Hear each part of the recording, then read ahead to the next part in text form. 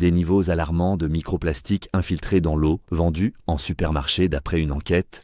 On croyait boire la pureté. Et si c'était l'inverse, sans le savoir, une enquête indépendante vient de frapper fort. Des bouteilles d'eau testées en laboratoire. Résultat, presque toutes contiennent du plastique, pas des morceaux visibles à l'œil nu. Des particules minuscules, les microplastiques, elles mesurent moins de 5 mm.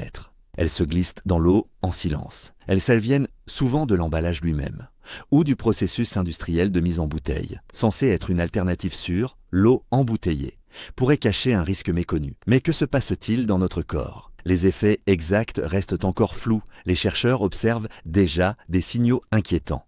Ces particules peuvent transporter des polluants ou même des agents pathogènes indésirables. Une fois ingérées, elles pourraient perturber l'organisme.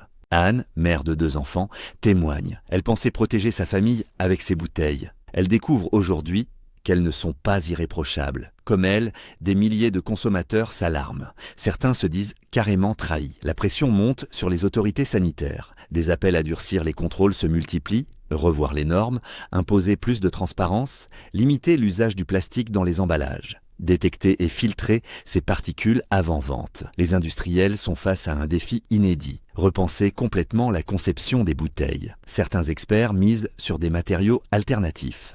D'autres défendent le retour à l'eau du robinet, souvent mieux contrôlée et moins polluante. La recherche veut aussi anticiper l'avenir, simuler les effets à long terme sur la santé. Car si les microplastiques s'accumulent dans nos corps, les conséquences pourraient être irréversibles. Chaque bouteille vendue devient un sujet de débat. Et chaque gorgée, une question en suspens. Sommes-nous prêts à changer nos habitudes ou allons-nous continuer à boire sans savoir ? Ce scandale pourrait bien être un tournant, un moment clé pour notre santé collective et pour la manière dont nous consommons l'eau.